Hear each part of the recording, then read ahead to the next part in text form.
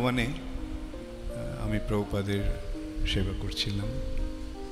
আমাদের মধ্যে একজনে কেউ না কেউ রাত্রিবেলা প্রভুপাদের সঙ্গে থাকতাম। আমার ডিউটি ছিল 12টা থেকে 2টো পর্যন্ত। তো একদিন গরমকালে শিল প্রভুপাদ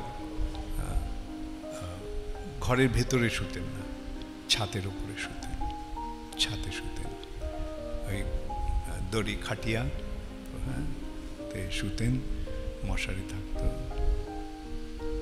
তো একদিন রাত্রিবেলা প্রভুপাদ ঘুমোতে পারেননি, প্রায়ই হতো তিনি ঘুমোতে পারতেন না।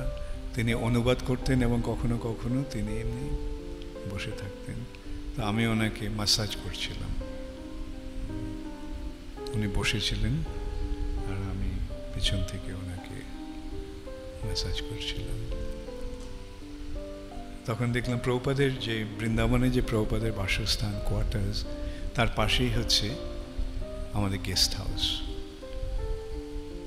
এবং দেখলাম তখন রাত প্রায় 1টা বাজে, অনেকে কয়েকজন ভক্ত, বিদেশি ভক্ত, তারা তাদের জানলা থেকে প্রভুপাদকে দেখছে।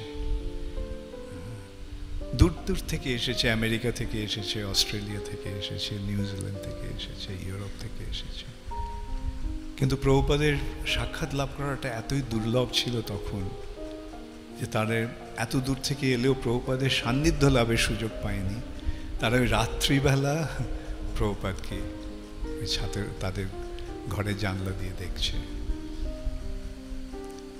তা আমি হঠাৎ চোখ পড়লো, আমি দেখলাম যে কয়েকজন এইভাবে জানলা দিয়ে দেখছে।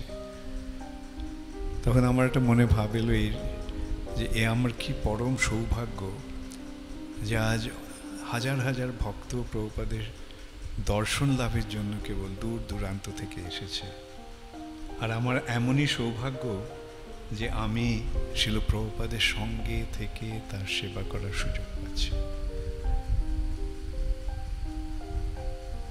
তখন আমি বলেছিলাম প্রভুপাদকে, প্রভুপাদ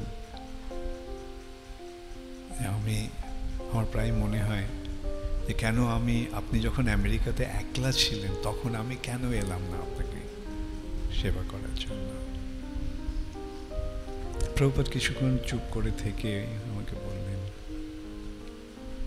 আমি কখনোই একলা ছিলাম না, কৃষ্ণ সব সময় আমার সঙ্গে ছিল।